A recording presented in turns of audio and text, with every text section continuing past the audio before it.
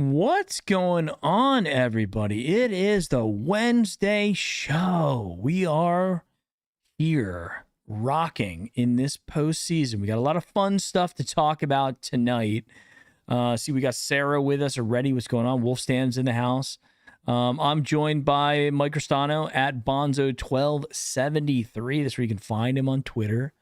And we're going to talk about some Brown stuff, some NFL stuff. We're going to do another mock draft.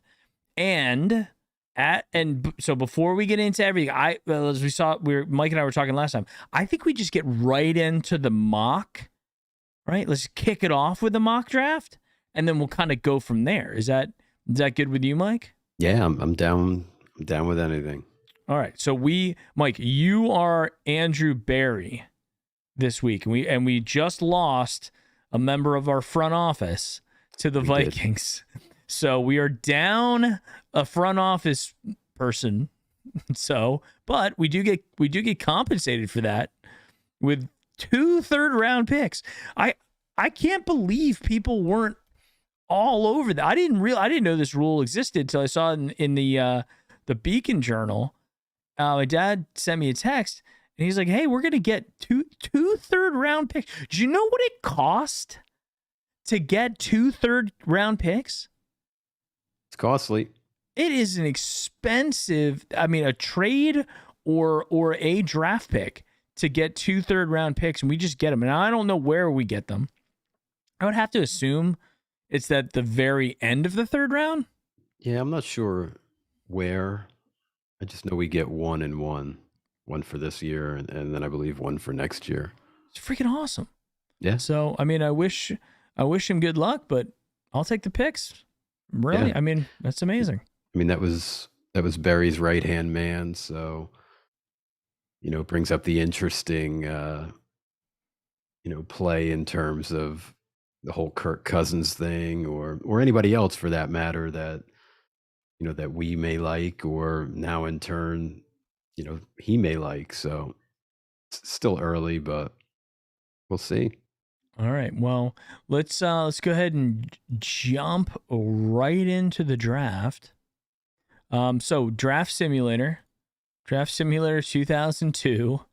We're gonna go. Why don't we go 3 rounds today? 3 rounds. Now that we know, I guess the 3rd round pick that we got is probably not in this mock yet, unfortunately, but it probably will the next time we draft, or it might be. Who knows? Yeah, it could be. Right? Who knows? So let's do this. Let's move the speed down, back a little slow. Position for, I think all of this is pretty good. I want to turn down, I think we turned down the randomness. That was kind of dumb. Draft for needs more public versus PFF board. Let's go public. Let's go more public. So it's taking more of the public's picks. We're going to take the Cleveland Browns at 13. And yeah, I think we run with this. And now we actually learned some stuff last week as well in these mock drafts that you can't keep hitting them. You only get 4 trade declines and then you don't get any more. Yeah, you found that out the hard way. Yeah, so I kind of got boned with my picks last. Although I was really happy. I was happy with the picks. But I think it's going to make for a much more interesting draft today. We got Wolf Stand in the house. We got BMC. Xander's here. Sarah is here. So let's get into it. All right, so let's go ahead and enter the draft. We have Jacksonville on the clock. Mike, do you have any interest in trying to move up to number 1? No, okay. I'm good. So it does not look like our pick is in here because it has 104 from Detroit. So our Vikings pick is not here. So maybe I'll get that one next week. But nonetheless. All right, here we go. Let's go ahead and start. Sure. You get it. Let's start it up. Okay, first thing. Kayvon. Aiden. Okay, typical. Has this been what we've seen pretty much? Pretty standard? Yeah, they flip-flop here and there, but for the most part, it's those 2 up top. Let's continue on. The Jets are going to take, yeah, there you go, Stingley. I was like, where's he going? Who went 3? Evan Neal. Neal. It's hard for me to see. So, yeah, I don't see the Jets going Stingley at 4. I think they go Hamilton, but that's for another show. Yeah, let me adjust this a little bit so we can maybe make it a little bit bigger for the viewers as well. If you're having trouble, then everybody else probably is. Ba-ba-bum. I don't think we need to have the trade stuff necessarily all there. So I want to make it as big as possible. Everybody can. It's crystal clear on YouTube. It's just when And I'm trying to Zoom. see it on ours, yeah, it's hard on Zoom. Zoom's a little mess. Hey Dan. Hey, we got a super chat that came in. Evan Neal should go number 1 if they want to protect their franchise quarterback. Zayka, thank you very much for the super chat. I appreciate that, my friend. Yep. I agree. I think that I gotta change the super chat alert box as well. It's still Christmas. Don't we wish? All right. I will have to change that, but I really like the alert. I think it's really creative, but it's cool. It's a little silly. Okay. Next on the clock is the Giants. Let's see what happens. And we know if it goes quarterback, tackle, we don't believe it. Okay, there's Pickett. Did you see their new GM came out no. today? Yeah, and said, they've wronged Daniel Jones many different ways, and pretty much that he's the guy, and they're going to build around. Now, could be a smokescreen, but it didn't seem that way. Well, if they went and got Kyle Hamilton out of Notre Dame, which I think is a good pick, and then you get a tackle to protect him, it's not bad. Yeah. It's unfortunate there's a second tackle off the board, but it's a tackle nonetheless. I think it's a good pick. Interesting. Pickett went 8 to the Falcons. I don't see it. Yeah, it's probably unlikely. I think Pickett's gone before we pick, though. I really do. I think so too. I think somebody's going to go up there, and I don't think, and again, I could be dead wrong, but I feel like Rodgers stays in Green Bay first and foremost, which then you look at pick 9, and that most certainly could be a quarterback. So my thought process, if the Giants are true to the fact that Daniel Jones is their guy, I think if you have your eye on a guy and you believe he's going at the top end of the draft, I think 9 is where you have to get above. To get Pickett, or to get your guy, because what's going to happen. We're going to go through this whole process, the combine, free agency, etc., and we're going to have a clear-cut guy who everybody that needs a quarterback is going to be clamoring for this one guy, and I don't know who that's going to be. Is it going to be Corral or Pickett, or does Malik Willis wind up climbing the board? I doubt it, but lo and behold, it's going to be somebody, and I think 9 is the spot that you got to get above. Yeah, I mean, I think honestly that once the hype really starts to pick up, I think Pickett has the best film. I think he has the best moments. I think he's got enough size. I think he's 6'3". He's got enough size that he's going to be looked at as hey, there's not going to be some sort of physical, thing.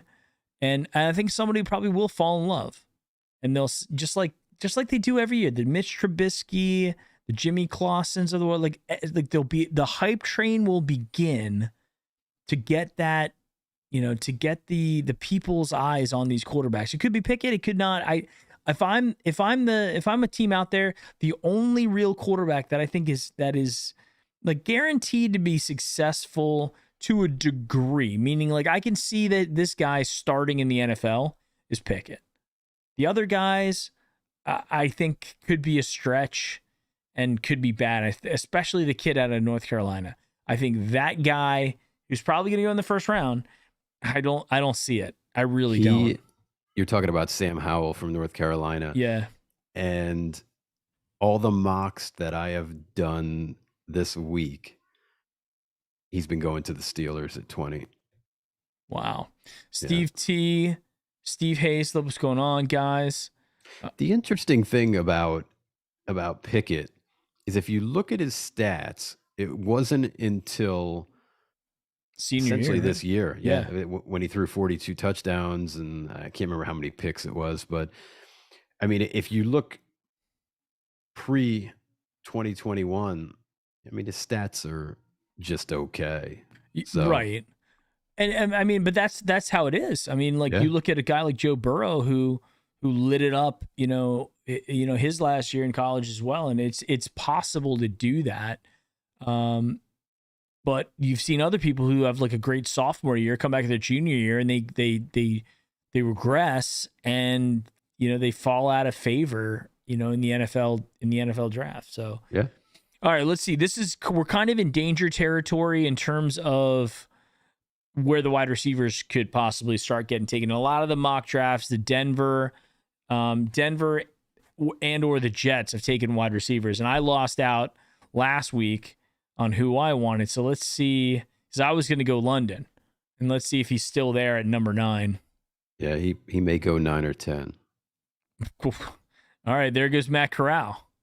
Huh? There you So go. quarterback, which I know this sounds weird, and so it's obviously fake draft, but I could see something like this happening in the actual draft, and everybody going, okay, now we got 2 quarterbacks. They went, and ESPN and these guys just going nuts over the fact that they can talk about 2 quarterbacks in a row, and everybody's going nuts.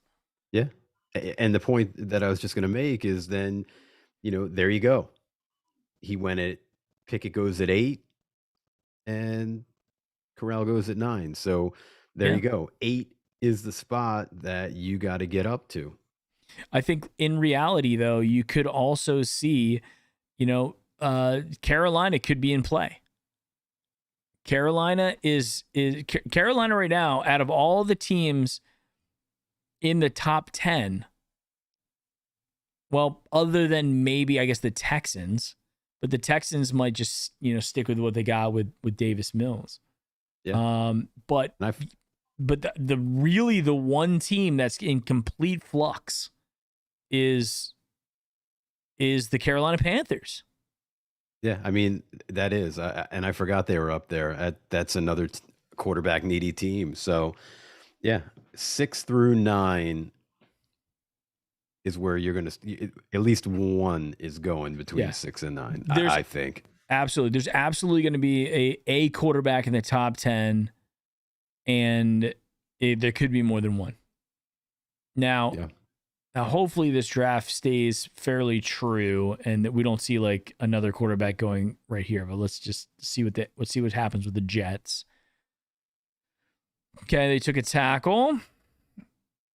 Football team took the corner out of Cincinnati, and Garrett Wilson goes right before us to the Vikings, which I think would be, depending upon what happens with Thielen, because I mean there's some chatter that Thielen may not be back, so that's a possibility.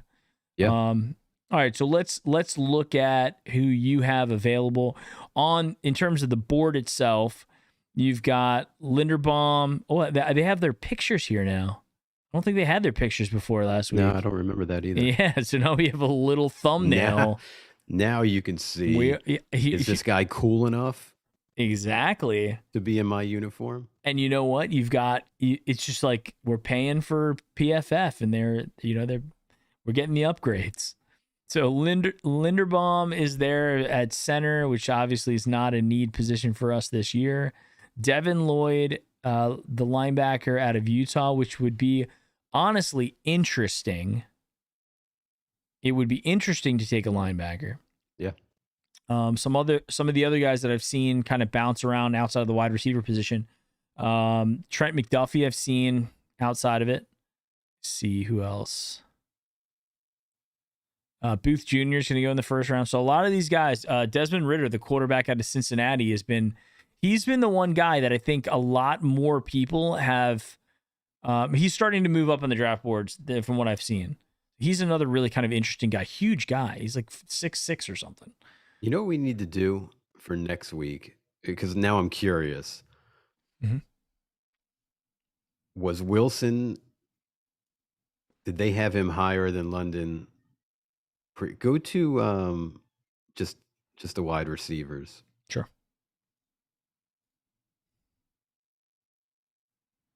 He's ranked 12, and I don't know what Wilson was.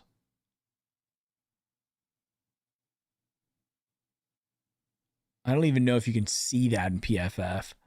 But so you got click on Wilson and see if his rank was there. I just don't want to like take us out of this draft.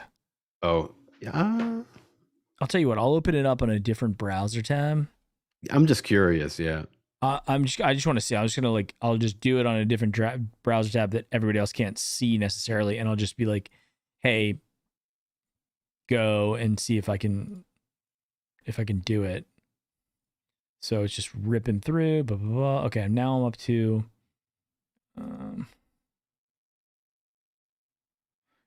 I mean, Wilson's got to be ahead of London because it's.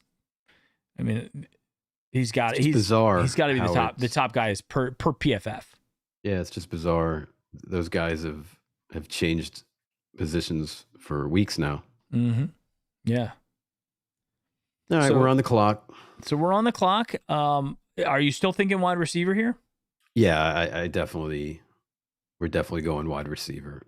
I just nothing makes sense to me to go otherwise. I mean, but now are you thinking you could possibly move back with the Chargers again? Last week we moved back and you were able to pick up two additional picks.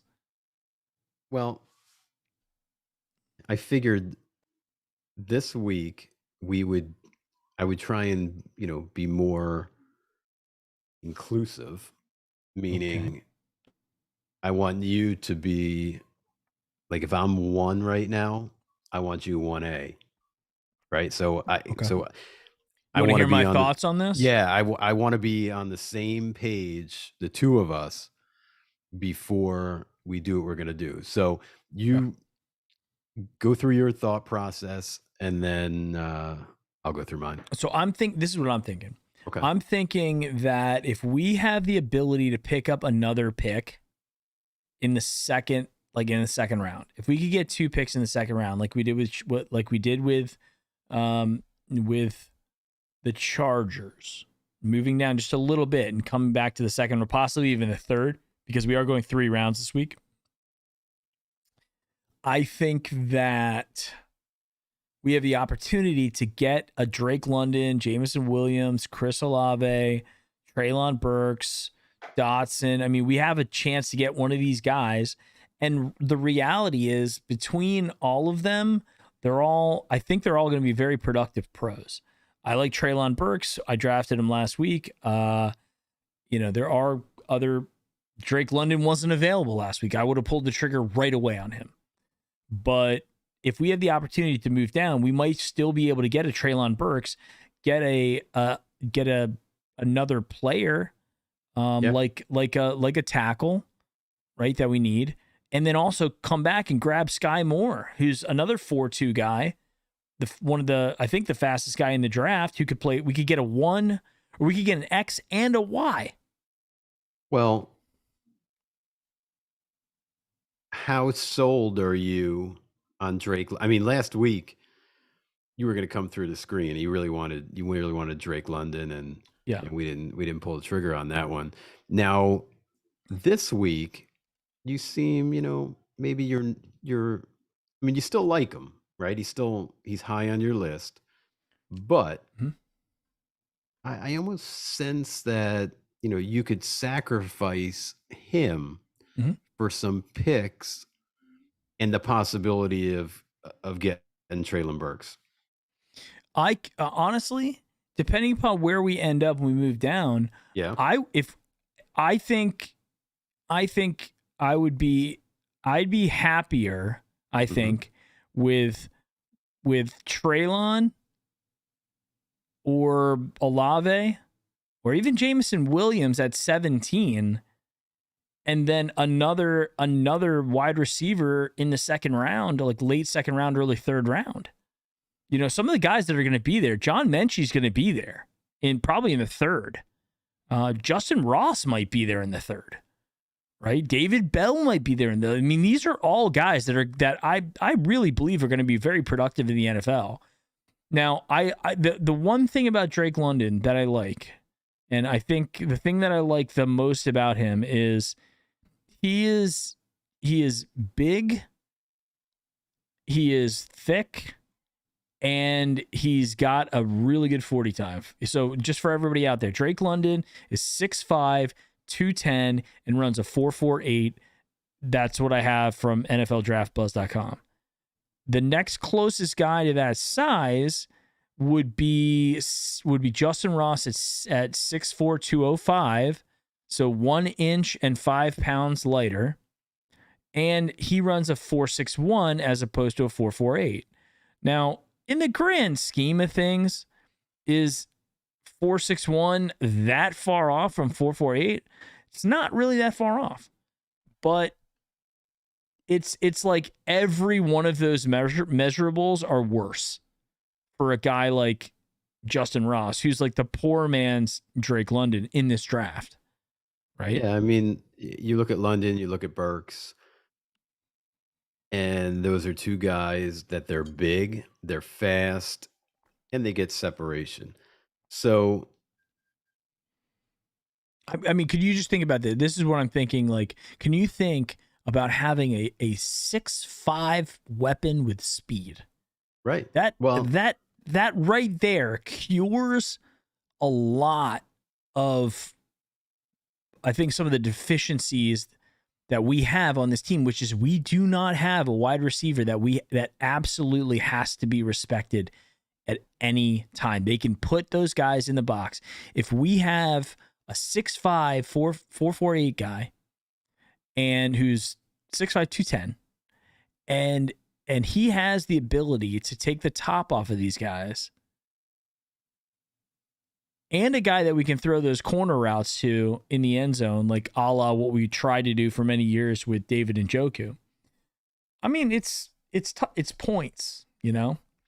It's a lot of points. I mean, I was going to go London today.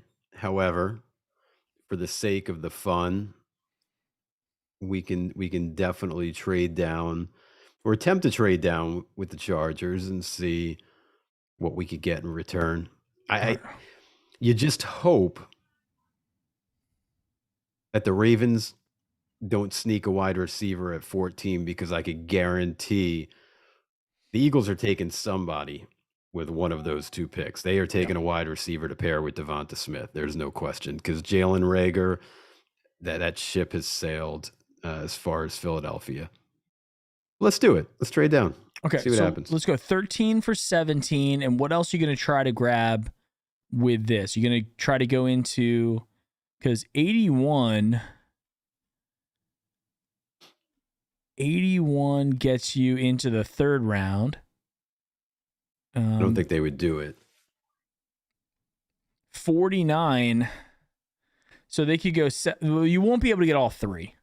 No. You could probably get 17, 49, and then maybe something next year. But at this point, it doesn't really matter to us. Like, No. you want these two just for the sake of the mock. Do 49 and 195. See if they go with that. Okay, let's go ahead and offer the trade. They accepted you have the magic. What are you saying to these virtual Chargers? Are you just you're speaking into the mic and they're just pouring sugar in their ear? They hate talking to me. They like dealing with me. My gosh. Here we are. All right, so the Chargers are on the clock. We picked up 1749 and a pick, a virtual pick that we will never. We're not even set up to possibly draft yet. We still got it at 195. So here we go. So here we go. Chargers are on the clock. Let's take this one pick. Let's take this one pick at a time. Okay, because this is where it's going to start getting interesting. I don't think London goes here, but let's see. Okay, Howell. There you go. Ravens. Linebacker Dean. David, Drake London, right before, and you were right. You called it 100% that we're going to do that. But now we are sitting here. If we're looking at wide receiver, we still got Treylon. We got Jamison Williams now with a bunch of picks coming along with it. Again, keep in mind, guys. Now this hasn't reflected yet here in the draft simulator, but we have another 3rd round pick, right? So what are we thinking? Are you happy? Like, let's say if you had your pick of the next 4 picks, because the Eagles aren't going to take another wide receiver. The Saints probably aren't going to take a wide receiver. The Steelers probably aren't going to take a wide receiver, although Juju, if he's not coming back, then maybe they have a need there. So what are we feeling? Are you feeling that you need to take your guy now? Yeah. Or you think possibly you move back again? No, I would take him here, because if this was real life and it's April, and let's say Drake London is the guy at the top of our board. We've gone through the whole, gyration of the combine, free agency. We've done all our scouting. The board is set, and he's there. And let's say Drake London is your guy, right? Or Treylon Burks is your guy. I think at that point, knowing that you really can't go down, because if you look at the board, you have us at 13. The Ravens they could be sneaky. You don't even know. They could pick a receiver there. It wouldn't be out of the realm of question. True. But then you look at 15 and 16, and they're taking a receiver. There's no doubt in my mind one of those picks is going for a receiver. So, you could even say... Or you could look at it like this, too. With 3 picks in the first round, all kind of clustered there with the Eagles, I'd be shocked if they actually make all those 3 picks. They could be looking for a trade partner. Yeah, they might. Well. But here's the thing. Let's say they're looking to move... Well, if they're going to move 1, they're going to move 16. They're not moving 15. So if they're going to move 16, then I would almost guarantee 15, if they're looking at a Drake London or Treylon Burks, they're taking them there. So you're not going to be able to go 13 to 15, because the Eagles, they know. The Browns 9 out of 10 here are going to take a receiver with this pick. Right. So if I like somebody and I don't know exactly who they like, and they rarely ever, specify that when they're wheeling and dealing, it's not going to happen. So, yeah, I think you pick at 13. If you are now, if the top of your board is, and just for the sake of argument, is Burks and London, and you have them evenly matched, and you want to take a chance, yeah, okay. But I don't know if they got their eye on a guy at that position. I don't see, how they move down. It's a little too risky for my blood. Well, it's now that you are on the clock, and you don't want to move down again, right? So yeah, we're going to go Burks. Now, if you look at what's happened with PDF, because it gives you the rank and it gives you the average draft position, Burks' average draft position is 27. So these guys, Olave and Jameson Williams are getting picked much earlier. But I think for us, we recognize that he kind of fits the mold pretty well. And for everybody out there, Treylon Burks is 6'3", 225. Yeah, so fast. And 4.45. But there was he's been clocked probably faster than that as well. So he's got speed, he's got size, he's a couple inches shorter than Drake London, but he's got thickness. He's got Debo. He's got that going for him, which I think is pretty important. I think he's by far the thickest wide receiver out, like significantly. I think of some of those those trick plays to Juice, handing off in motion. I mean, imagine a guy like, that Traylon Burks would be what that play is like, giving the ball to Deebo Samuel. Mhm. I'd take that all day. In With order- our line, you see that play works with Juice. So imagine what would happen with just an elite playmaker. In order to get somebody close to Treylon Burks in terms of the measurables, you have to go all the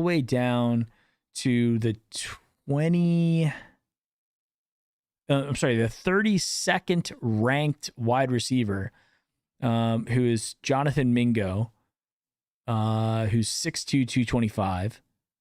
So he's 1 inch shorter, and he's a little slower too. He runs a 4.5. And then the other guy is close to that is Joseph Ngata, who's 6'3", 220 and runs a 4.5. So I mean, you're still getting elite, I think, with Treylon Burks. So let's go ahead and grab him. Take him off the board. He's our guy, and we're going to keep moving down the clock. The Saints go with Booth, corner. Olave goes, wow, hold on a second. The Eagles end up taking Drake London and Chris Olave, which that's never happened. Zero chance that's going to happen. But I mean, this is where it comes into the randomness of the draft. Honestly, it doesn't truly matter because Olave is going to be gone before we draft again. Doesn't matter if it goes to, the Eagles or anybody else. That's just the silliness of this. Like that's not going to happen. You know, it's an interesting stat just before you go along. Just talking about wide receivers and 40 times. Mm-hmm. Cooper Kupp runs a 4.62. Think about that. I mean, ultimately, there's speed and there's football speed. Yep. Track speed does not necessarily equate to success in the NFL. Like what you run in your 40 time does not equate to who you're going to be as a wide receiver. There's so much more that goes into it, the mental side of it, the hands side of it, stuff like that. So there's a lot going on. Larry Kirk, what's going on? Dad, is he out there? Steve T.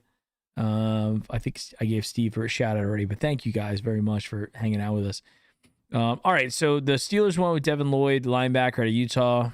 It's possible. Yeah, it's possible. I think they have other needs, but it's possible. Let's continue on. Let's get into our second round. The Patriots go with Jamison Williams, so he's gone. Linderbaum, who is a top guy, took a long time to come off the board. Elam, Green, Jordan Davis. There goes Trent McDuffie, Desmond Ritter. So here we got Tampa Bay. They have Kyle Trask, and now they drafted a first round quarterback. I guess in this world, Brady is retired in this timeline. I don't know if you heard his comments the other day, but it's quite possible. It is. I think some of the things I was seeing, I don't know if it's just clickbait titles or stuff like that, but it was like his wife is like laying down the law and saying like, that's it. We're good. Like, I don't want to go through this again. Yeah. He basically came out and he said, he's got, I don't want to say duty. That's not really the word, but he basically said there's certain things that a wife needs that he hasn't been able to give her up to this point, and there's things that your kids need, and he felt that he hasn't given them what that is as well. So watching him say it, I don't know. Yeah, maybe. And then I saw another article that said that Gronkowski wouldn't necessarily say, "Hey, if Brady goes, I'm gone." But I think he was just, didn't want to put any added pressure on Brady. Let him make the decision, then I'll make my decision. But I think it's very likely that Gronk's gone if Brady's gone. Yeah, I can't.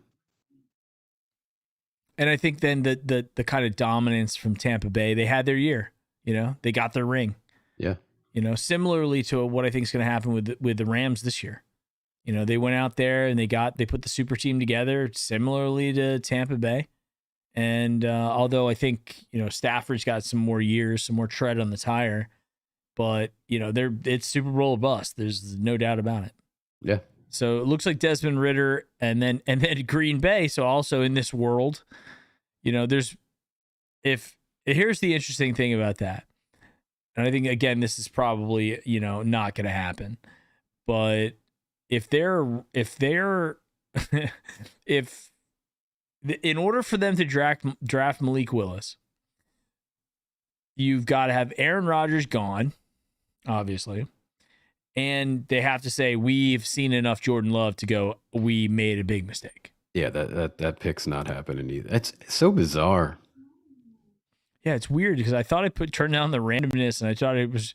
I mean, there's no way that people are actually selecting these, but nonetheless, let's see if Cincinnati takes a quarterback too. Next, they take the edge rusher out of Texas A&M. Roger McCreary goes to the Dolphins. Tackle goes to the Lions. There goes. Okay, so now that Jahan Dotson's gone, I think that's pretty much the main consensus wide receivers are all off the board at this point. Anybody I think we're now into the tier 2 type wide receiver range. So if you were going to grab one, I think you could grab one that doesn't have to be a 1. It could be a 2. It could be a really interesting slot guy. So just keep that in mind as we get closer and closer to our pick here. Corner goes to the Texans. The Jets go with Thomas out of San Diego State. Carson Strong, the big guy out of Nevada, goes to the Giants. Second round pick. I think that would be interesting if the Giants decided to go and take a tackle to protect Daniel Jones and then turned around and grabs with the second round pick a quarterback. To me, that's not making a very strong commitment to Daniel Jones, you know, but look at what San Francisco did with Jimmy Garoppolo.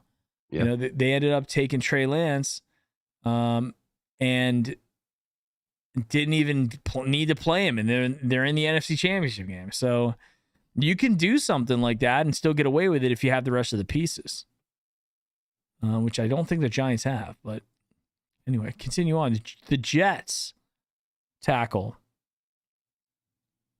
Tackle goes to the Bears.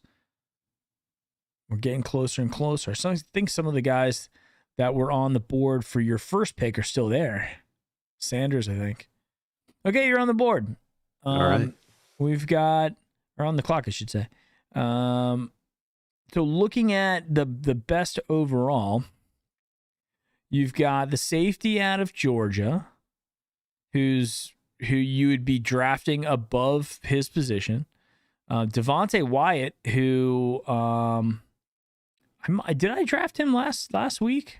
Yes, you did at 45. Okay, so Devontae Wyatt's there. So, and I think he was the top. I think he might have been the top guy who was available. Yeah, are you able to break that out by inside defensive lineman? Yeah. So I can select defensive interior lineman. Yeah. All right. So we've got Devontae Wyatt, Logan Hall, Travis Jones, and then Fedarian Mathis. Top guys. So I still like Wyatt. He's 37, 44.9 ADP. What's Sanders in terms of average draft position? I think he's a defensive end, right? Yeah, he's an end. He's being drafted 54. 52. Okay, 54, and he's ranked 52. Yeah. I think you go in need here. Well, let me say this. We have to go off of what we know now. Not we're going to know what's going on with Jadeveon Clowney by the time the draft comes. Yeah, absolutely. So, and I think you bring up an interesting point because we sign Clowney, which I think they do. I think he comes back. So then for me, you're taking Wyatt. If Clowney is not coming back, don't get me wrong, you still need Wyatt, but you also need, an outside pass rusher. So, but you're 45 and 49. Yeah, so you have a legit chance to get both of them here. Yeah, absolutely. You could, and obviously we're not going to have 2 picks this close, but in our little fantasy world, we could run away with Wyatt and Sanders if we want, or Wyatt and what's his name, Falele. Right, we could get the tackle too. Yep. Now, Majai Sanders is actually, they actually have the rank higher from a defensive end perspective. This Nick Bonito guy out of Oklahoma. So again, there's, even if you don't get Sanders at 49, you might get Bonito. Yeah, if you wanted to go that way. Right. So you have some options there. Whereas I think Devontae Wyatt goes, because right now we're playing with the house's money on him, because he's average draft position 44 and he's ranked 37. Yeah, and I'm good. I'm good going there. If you're good, I'm good. I'm good with that. Yeah, I'm just wondering now, because I think we have some players of need where we could grab, Wyatt, we can grab Sanders or Bonito at 49, and then coming back from that, we got to think about third round, because we're basically looking tackle at third round if we're just purely drafting on need. And I think you'll get a better. I mean, it wasn't long ago he went under the knife, but I think you'll get a little bit of a better understanding of how Conklin's rehab is going at that point as well. I think he's not going to start the season. There's no doubt about that. He's going to miss some games, but how many? Mm-hmm. Now, some of the guys that are ranked higher, so Lewis, I guess it's Lewis Sign and Leo Chanel, are ranked higher, but the draft position on Leo is 61 at the linebacker spot. So we're kind of all over the place. And then you get Falele, who's down there ranked 39, average draft position's 49. So you may actually have a shot at Falele as well. Yeah. So let's go ahead and we'll take Devontae Wyatt here. Yep. And we'll see what happens. The Ravens go with Zion Johnson, the guard. The Dolphins take David Bell. Colts, Logan Hall. So now you got, in terms of you got the pick now. You got, if we go defensive interior, or we took the interior. So if we go edge, you've got Majai Sanders, who's sitting there, or Nick Bonito. You have at the offensive tackle position, Falele, the huge offensive tackle, whose average draft position is 49.8, so he's right there. So, and he's ranked a little bit higher. Personally, here's what I would look at it. I think we can grab a tackle a little bit later, because Hudson was like a third round pick last year? Yeah, I believe so. I mean, he was up there. So are we going to bail on Hudson to go in the second round to grab a tackle? Who's just an enormous guy. Falele is enormous. So do we want to do that, or do we want to? Oh, here's an interesting thing. So if I do actually click on Falele, it just brings a pop-up up. 6'9", 380 senior out of Minnesota. His college PFS was 82.3, playing in 13 games, allowed 1 sack and 2 hits, 5 hurries. Pretty decent. Now, if you look at the competition, Ohio State's probably one of the tougher ones, and that's one of his, lighter green colored games, right? So that's what you got with Falele. Let's go ahead and click into Benito. Edge rusher, 6'3", 240. If you compare him to Myles Garrett, you're not getting close, but his 2021 90.5. It's a pretty decent one.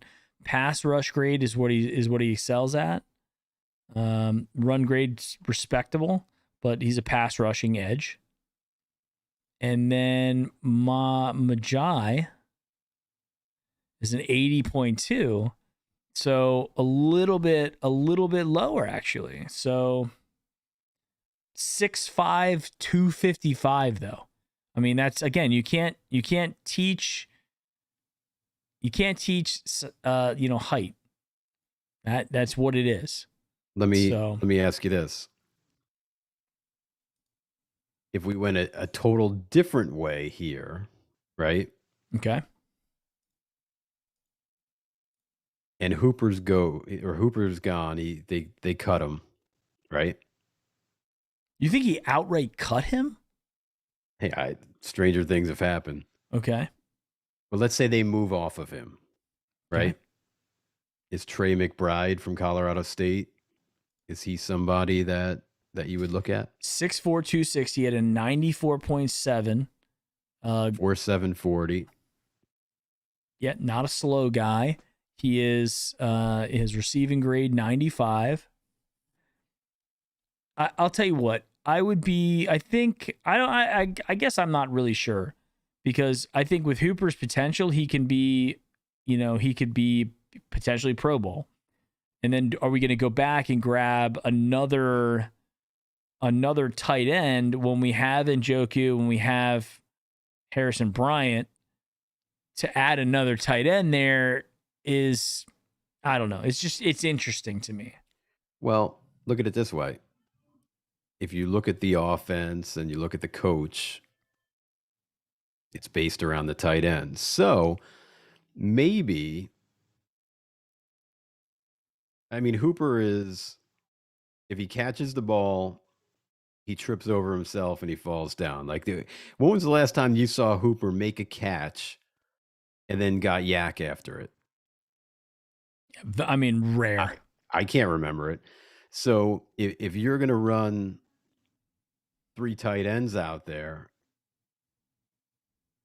you could upgrade the position. Kid's fast. He's big. I'm sorry. Did he have 91 catches this year? Mm-hmm. He only had 1 touchdown though. That's an odd thing. Out of the 91 catches, 1 was a touchdown. That's odd. That means he's hyper productive, but he doesn't get you points. His comp is Hunter Henry. Okay. I don't hate that comp. No, me neither. So, I think there's the interesting thing. There's players here. There's a lot of options for you. Yeah. I wasn't necessarily thinking tight end, but I'm kind of with you. If we're ready to move off of Hooper because the production hasn't been there, the money's been there, and we're not going to go another year watching him drop passes and be mediocre, and you're going to pay Njoku, right? I think all signs that probably Njoku's going to get paid. And you could wait. I just don't know if he's there. You could go Sanders right now if you to solidify that end, mm-hmm. and then see if he's hanging around. If you could trade back up for him if you wanted him, but he's probably not going to be there at 77 if his average draft position 56. Yeah. So if you wanted, let's take a look here because we're considering Sanders and Trey McBride.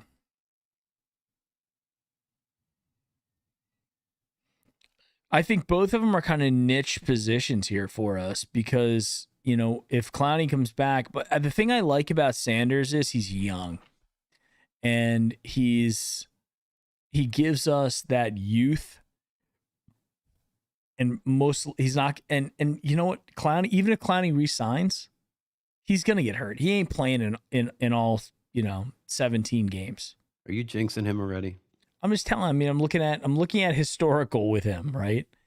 Jadeveon Clowney is not the most durable player in the world. So it wouldn't be bad. And honestly, if we re-sign him, what do we get? One more year out of him? Okay, one more. So we're gonna have to address that other side at some point. And Majai Sanders could be a guy who steps in right away and gives, and gets productive right away. So, and Trey McBride as well. But we'd have to make some decisions on some of the veterans that we have. So I'll leave it up to you. I'm good with either one. I really am. So if you're good with Majai, you could always try to move up. You could always try to trade some of those picks and get your Trey McBride by coming back into the second round, for a third guy in the second round, which would be or maybe just up a little bit further. Well, you want to see how that goes. It's up to you. Let's roll the dice. Let's take the safety valve. You're gonna go with Majai? Nope. You're gonna go with McBride? Yep. Okay. I'm with it. I think this is interesting. I like the measurables. I like the production. I like the weapons, receiving. right? I like the receiving grade. I mean, look at it this way. The drop rate's not high. I mean, no. So decent run grade. We've talked about this a million times on this show. Baker's coming back. Unless something crazy happens, we're running it back. So right now, he's got 2 new weapons to play with, right?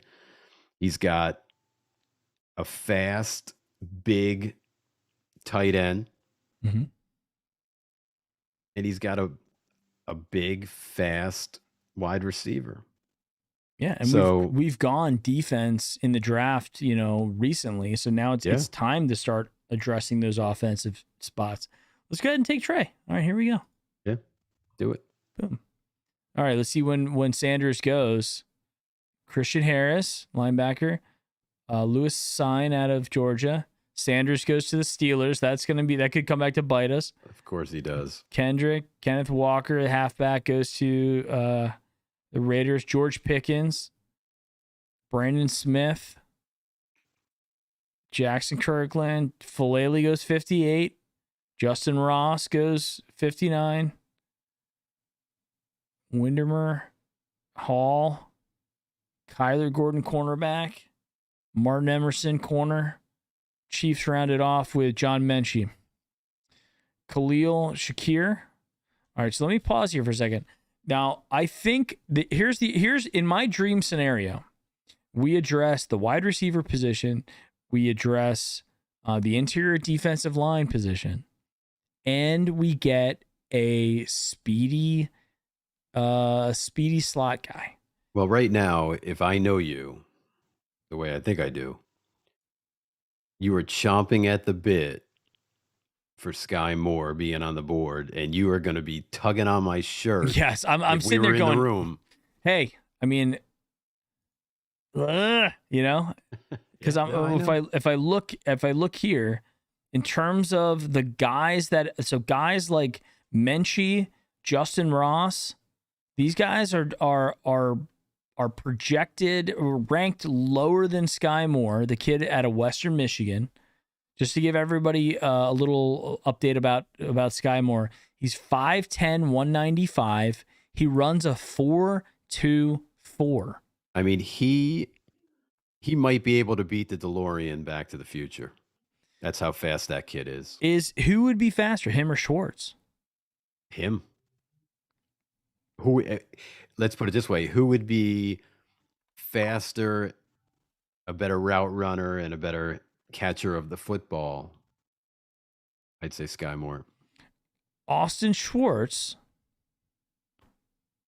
I'm sorry, Anthony Schwartz. Why do I always call him Austin? I don't know. That's all right. I knew what you meant. Anthony Schwartz runs a 4.26. Sky Moore runs a 4.24. 4.24. There you go. So he's faster than Schwartz, shiftier, and arguably more productive. I mean, so I'm sitting here going, look, we're at 77. We're 10 picks away. And now I'm starting to get nervous because I think if we get Sky Moore here, we have hit a home run. Well, look at the offense. So take away the running game, right? Don't even look at that. Now all of a sudden you go into next year and you've got Traylon Burks as your 1. Mm-hmm. Donovan Peoples-Jones is your 2. You got Schwartz. And he's a 2 wide receiver, not slot. Correct. Right? Then you got Moore and Schwartz, right? Mm-hmm. Speed that can burn both sides of the field as well. You got Harrison Bryant, David Njoku, and now you got this new kid. So, I mean, there's weapons galore. Trey McBride on. I mean, that's a lot. And plus, you still got the good offensive line. Plus, you still have, the running backs, the 3 running backs we have. And, you know, what made me think about that pick, to be quite honest with you, and I believe McBride's comp and just his overall talent, for me, I think is higher than Freiermuth. And you look what Freiermuth did for Ben this year, right?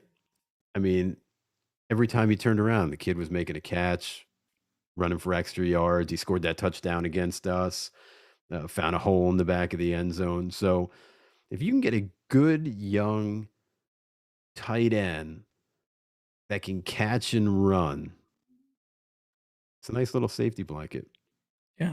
Yeah. So what are we thinking? Are we thinking we roll the dice on Sky Moore and then just decide what happens when we get to 77? Yeah, I mean, if you like a guy, so let's say, I mean, we are the guys, right?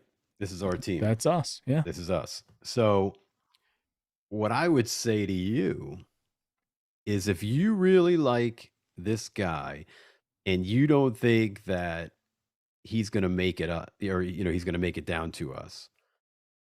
I mean, we did get gifted that 3rd round pick. So if you're getting antsy and he is who you want, I'm okay if you want to. I'm telling you this: his trade machine, his active draft position or average draft position is 86.4.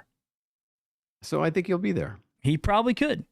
If not, I think the challenge is there's really not another super speedy guy that's got that I'm interested in, because Sky Moore is he's 5'10", 195. There's another kid who runs a 4.2 something, but he's like 160 pounds. You know who I like, and I think he's still on the board, but if we got down to, what are we at, 77? So if we got to 77 and your guy's off the board and Pickens is still on the board, I think Pickens is gone. Is he gone?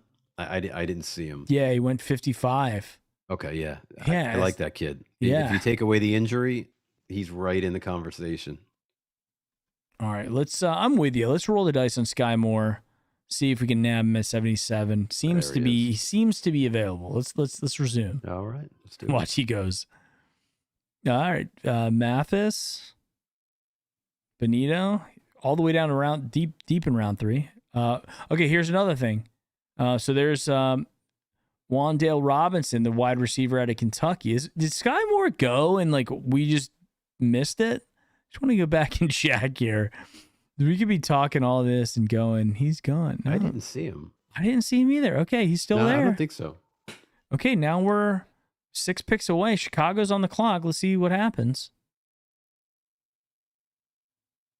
Running back, tackle, corner. You're getting there. Another wide receiver, Jalen Tolbert. Jalen Tolbert is, where is he? Oh, Jalen Tolbert's average draft position out of South Alabama is actually 65. So late. now we're getting right in there. I mean, guys like John Menchie's average draft position is 74. So, we're one pick away. If the Vikings take another wide receiver here, it's kind of crazy because they already took one, but let's see what they take. Boom.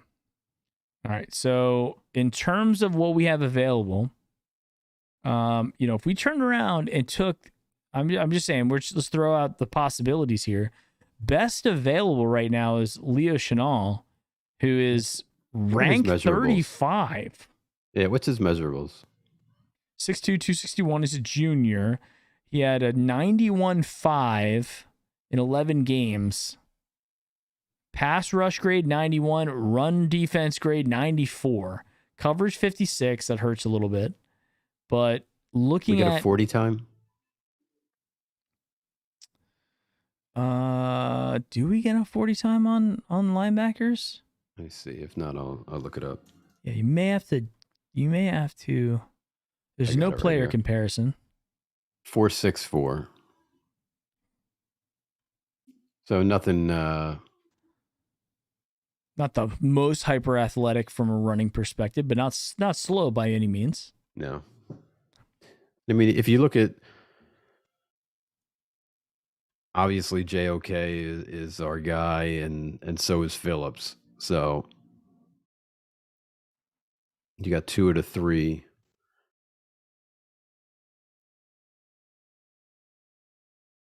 Not to mention we're always in different coverage where we don't even have all 3 on the field at the same time anyway. That's true. So looking at Sky Moore now, 5'10", 195. Again, he's a 4.2 guy. 4.2.4. Let's get into a little bit of deeper analysis on Sky Moore. From New Kensington, Pennsylvania, went to Western Michigan. So he's been playing like kind of like second tier type competition. Scouting report. He's incredible top end speed with rare studdenness and lightning footwork to create in tight areas with elusive shiftiness and change of direction skills. That's good stuff. Has strong soft hands. He has as strong as any NFL wide receiving coach and quarterback would covet. There's only 7 drops in his entire college career, 4 of them, I believe, last year. Recruited as a corner, which gives him a unique feel for the game. Has good body strength to squirm out of tackles, with coordination to maneuver his frame in between defenders. And last one, excellent route runner, who obviously is a student of the game. Weaknesses. He's a little undersized to play outside at the next level, which I understand. Yeah, we're not going to play him outside. Does not always use his hands to secure deep throws, allowing the ball into his pads and his chest. Hasn't faced as much top-level competition as you would have hoped, which makes him somewhat of a question mark. But, I mean, you're wide receiver. You're drafting wide receiver for measurables and speed, and then offers little in terms of the run game as a blocker, which that actually is probably my biggest concern about him. But nonetheless, he's there. So, and then after that, then you're dropping a little bit further. I think the real question here is, are you good? Do you think you want to take the linebacker and put another kind of, I mean, this is a guy who fell to us, ranked 35, fell to us at 77, who could be a super hyper productive guy alongside JOK. Or do we want to go Sky Moore and shore up that offense? I'll give it to you. I mean, I guess it comes down to how many positions do you have on the field and how many guys do you have? So let's say Juice is gone, right? We can't. I think that's probably. Yeah, I don't see a path. So looking at the draft and what we've got, that Higgins probably won't be back either. So you look at the wide receiver room and you say Burks is your 1. DPJ is your 2. They like Schwartz. They're not going to give up on him. He's a 3rd-round pick. So for all intent and purpose, he's your 3, right? Mm-hmm. And then the cupboard is bare, right? You got a couple of practice squad guys. Natson. Yeah. But so I could see pulling the trigger here. Hey, look, the defense wasn't the issue this year, right? And they'll have some turnover, and they'll also have, like, I mean, if you look at our draft, we just replaced an interior defensive lineman with a stud coming out of college. I mean, we don't know how it'll pan out, but I mean, that's what we drafted. So I believe the defense is still going to be top 5, top 7 in the league. So you look at the weak spot. I mean, there were games we went for a stretch where we couldn't even score more than 14, 15, 16 points. So it would not surprise me in the least if it's a very top-heavy offensive draft. So to go snag Sky Moore right here, I don't think it's far-fetched. Let me throw this at you too. All right, imagine a double reverse with Anthony Schwartz and Sky Moore. I mean, like, think about what you can do with speed.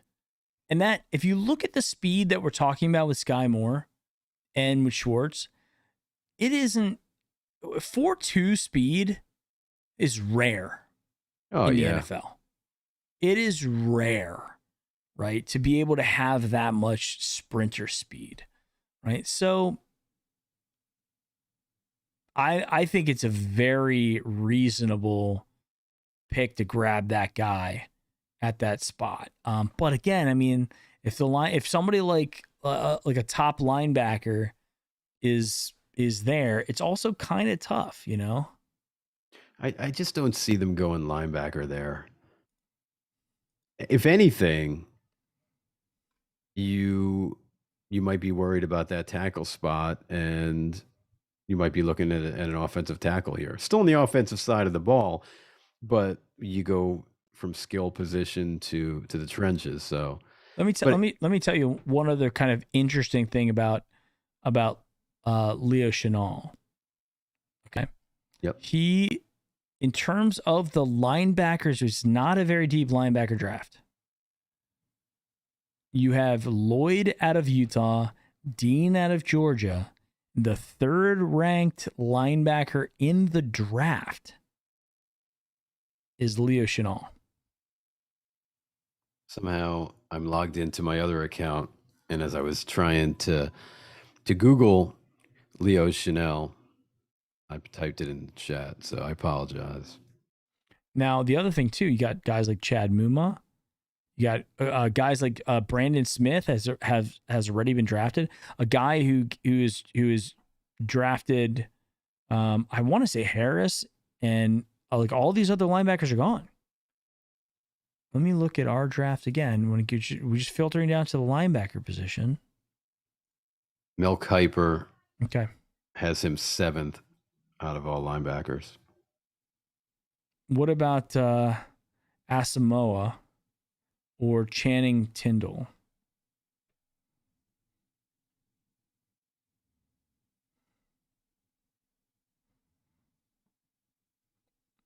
I love that we're in 2022 and Mel Kiper is still relevant.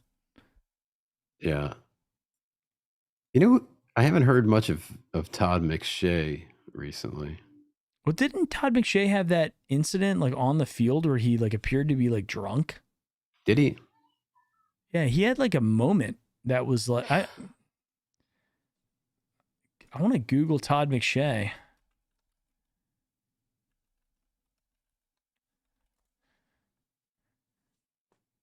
What happened to Todd McShay? He had to step away. Huh. He had to step away because he was appearing to be intoxicated. Interesting. On camera. Now, it didn't mean that he was. Right. It just says what was it?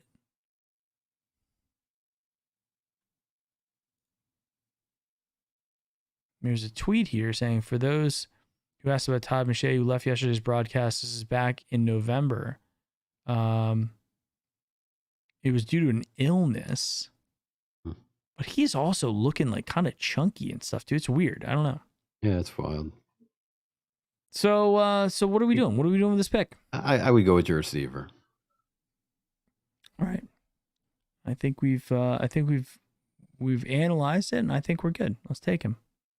All right, let's round out. Let's go through round 3. Linebacker goes to the Ravens. The Giants go with Soller. Travis Jones goes to others. Tyndall, he goes. Finally, Leo Chenal goes. Abraham Lucas. Steelers go with a corner. Jalen Pitre, Max Mitchell. Yeah, I mean, I got to tell you, I think this draft, and I know we only have like 13 picks left here. I got to tell you, I'm liking this draft. I think if we ended up walking away with this many players, how many picks do we have? 5? 13, 45, 49, and 77.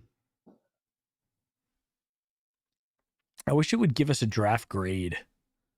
Like, so we could just analyze That would be nice. That would be fun. All right, we round out the draft the Ravens. Okay. So we picked up 4 guys in this pick. Okay. Devontae Wyatt, Treylon Burks, Devontae Wyatt, who are guys that we like and that we've picked before. Trey McBride is the new guy, and Sky Moore is also the new guy there as well. So this is a good draft. Yeah. This attacks positions of need and adds talent. And I think the thing that I like the most about it is there's touchdowns. There's points that will be scored off of these picks. Yeah. You know? It's not like on the defensive side when we got Greedy Williams and, Greg Newsome and stuff. It's like taking away points or holding that. Like those guys, we did their job this year, right? We got the production. Now, not Pro Bowl level production, but enough. I think Greg Newsome made, all rookie team, right? Him, JOK, and Felton. Yeah. And Felton's another guy who you could throw in there as, depending upon what their designs are with him, I mean, that could impact the Sky Moore pick at 77. I think he's the one guy that I think they want to try to get more involved because I think he clearly showed that he's capable of doing it. Yeah. But nonetheless, did you write these down? Did I write them down? He's got them written down. All right. So yeah. So guys, chat, what are we thinking? What are we thinking about this one? We're saying Wolfstand says we have to find a kicker in free agency to sign a few and hope we find one gem in the pile. I think there's no doubt about it. I think, I was a guest on a show yesterday that was going to be edited and posted. It wasn't a live stream. And I talked about it. I said, I think that the kicker position is so critically important. And the fact that the Ravens can get within 50 yards of the end zone and they can get field goal, they can get points, is a tremendous advantage. And the fact that we can't even consistently make extra points adds that level of pressure on the offense and defense, right? Yeah. So would you be surprised, Mike, if we drafted a punter and kicker? It could happen.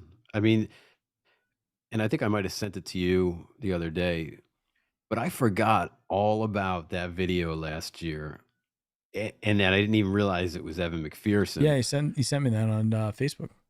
But I remember that, looking at that video of him. I mean, it was him kicking that field goal, or not even a field goal, just kicking the ball up to the top level of the railing and taking the top off of the Gatorade bottle. Right. And now knowing today what I didn't know yesterday, who knew? Good. I mean, good for the Bengals. What can you know? I get torn. Not to stray away from the draft talk, but like the Bengals to me are different. Like it's not the Ravens, it's not the Steelers, it's the Bengals. So while my first thought is, it's the Bengals. I can't root for the Bengals. I mean, they're in our division. I would be distraught. Right. Then on the other hand, I'm like, oh, it's the Bengals, and they exist because Art Modell fired Paul Brown, and he started up his own franchise, and so he's part of us. So do you root for them? I don't think I could actively root for them. It's just my makeup. But yeah, but I think your point, and Wolfstan's saying this, so we don't hate the Bengals as much. No, we don't. It's not that we like them. Right. I think with the Steelers and the Ravens, we do. I think there's hate's an interesting word. I think from just in perspective of sports, right? It's not like we want to have a genocide or anything like that. Like No. we want. I don't want any ill will to happen to any of these guys. It just happens to be like our arch rivals are probably more aligned with the Steelers and the Ravens. Now, here's another kind of interesting thing, and I was talking about this on the show yesterday as well. I mean, we beat the Bengals twice. I guess once was with all their backup players, but nonetheless, we beat them twice. In the one game that we did beat them in their stadium, we beat the pants off of them. Yeah. And it was the only game all year that I think we executed from top to bottom on all three elements of the ball, and we blew them out of. It was the only game that I was like, you know what? By halftime, I'm good. We got it. No problem. I mean, and that was I look at the Cincinnati game as just adrenaline because that was the OBJ week. Like everybody was hyped up. They didn't want to fall flat. They had the game of their life, and then we sucked after that. Yeah, it was. But I remember that opening drive. The Bengals drove down the field. Yeah, and I was like, "Come on!" I was like, "We're gonna get and it could have gone they could have been the exact opposite." Yeah, right. And then Denzel steps in front, takes it to the house, and ends up staying out for almost the entire next drive because he was so winded, right? But we blew them away. And then the other team that's in the AFC Championship game, we took down to the final drive. Yeah. So we're not that far away. And when I know the big conversation, the big, hot topics are always around Baker and everything with Baker this, Baker that. But the reality is, if you look at teams like the Ravens, how many games that Justin Tucker has bailed them out, and in turn, the credit was given to Lamar Jackson because games were won. You think back to that Detroit game. You think back, he kicked a 68-yard field goal, right? And it's like, okay, if you have a kicker who can do that, then you can have a quarterback who's, not the typical type quarterback that you can be riskier with other elements of the game. That's what I mean, right? So it is there were, and you guys can go back and look, there were three things that I always said and that I harped on because I knew we had the roster. What are we harping on? We are harping on injuries / COVID, penalties, discipline, and special teams. And all three of those I think that we failed at this year. It's hard to fail at injuries, and I don't mean that we did anything to say we failed at injury, but the bottom line is we were impacted by injuries a lot. And the penalties, a lot, right? And the penalties is one thing that we can't control. And then finally, the special teams. So how many other teams this year, I don't know if any, got rid of both their kicker and punter mid-season? What does that say about Prefer? What does that say about the Browns from a special teams perspective that they went into the season going, these are our guys? Cody Parkey, and Jamie Gillen. And then we don't end the season with them. It's not good. Yeah. Right? So, that's the thing. Sports has consequences. People don't do their job. You get sent back to the boat, back to Scotland, Yeah. Here's a name. Jot it down. See where he goes. Cade York, the LSU kicker. Okay. Big leg, accurate, clutch. Be interesting to see someone picks him up. I'm gonna go into the mock draft just from a special teams perspective. I want to see where these guys are. All right, so we have, in terms of kickers, you've got Cameron Dicker out of Texas and Jake Camarda out of Georgia. The only guys that they have listed here, by the way, are Cameron Dicker, Jake Camarda, Andrew Melvis out of Iowa State kicker, Jordan Stout out of Penn State, and that's it. I mean, yeah, looking at this, they got Cade York 1, and then this kid from Oklahoma, Gabe Brickick, I believe his name is.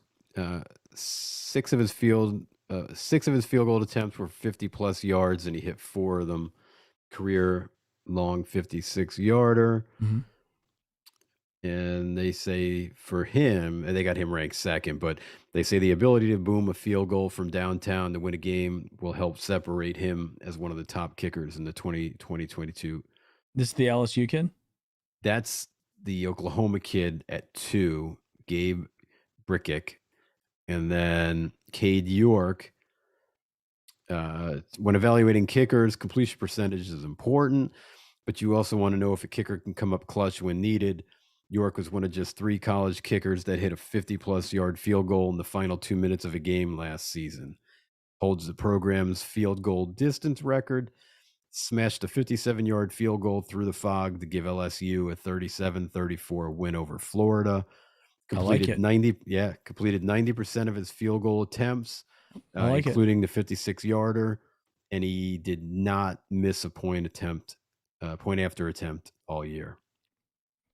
I mean, if we could have, I know that the college and NFL extra point is quite different, but if you give us that level of production, you just translate that right into the NFL, which honestly, out of anything in the NFL, kicking is somewhat of a uniform skill. It's not like the NFL is, a longer field goal. The uprights might be a little tighter, but not much.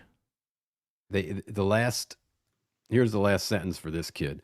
Reliable, accurate, clutch with the leg to boom it from nearly 60 yards. York is the top kicker in the 2022 NFL draft class. So that's a name to keep an eye on. York is his name? Cade York. Yep. LSU. Okay. I like it. Well, we'll keep an eye on that. Well, guys, we've been at it for about an hour and a half, and my wife and my daughter just got back from gymnastics. So I think, and Mike, unless we have any other topics that you'd like to discuss, we could probably call it an evening. Yeah. Dinner is calling. Very good. Late All one right. tonight. Very late. Yeah. 9 o'clock. God bless you. It was dinner or the workout before the show. So I had to get the workout in, and I'll sacrifice eating late. Hey, man, I hit my 30 days in a row today. Look at you. Of Peloton, multi-Peloton workouts. So I'm getting it. Dude, I'm at it. And I'm telling you, like, it's been cold down here in Florida.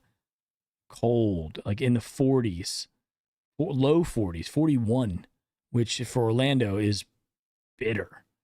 And, it's cold in the mornings, cold in the house, bundled up. But we, my wife and I are getting up, and we're committed to doing it. So have not given up on the dream just yet. So, all right. Thank you guys for hanging out with us. Thank you for Zeka for the $4.99 super. Thank you for everybody else. Connor King, I see, was in the house. Brown Bomber, EM3000, Michelangelo. That's my alter ego. Michelangelo. Okay. And so, guys, thanks for hanging out with us. Appreciate it. We got our third mock draft officially in. I'll be on the board, or I'll be taking over for making the selections next week. And yeah, Hey, we'll take it from there. Before we go, real quick, little plug out to Mike. Yeah, let's get the. You know what? And I was planning on wearing my sunglasses, my ocean eyes today as well. I forgot to take the tag off. I love these things. My wife took the car that I have my ocean eyes in, Ah, so I couldn't wear them. So I saved these. So today would be the first wear. Hey, they look awesome. So now it's on. Yeah, they're cool. Hey, next week we'll definitely make sure that we rock out the ocean eyes to support that. And we'll start off the show with it next week. I would 100% plan. I was like, oh, let me go get the. I was like, oh, she took my car. So and they're in my car. So unfortunately we didn't get to wear them. But all right, guys, thank you very much, and we'll see you next week. Go Browns. Go Brownies.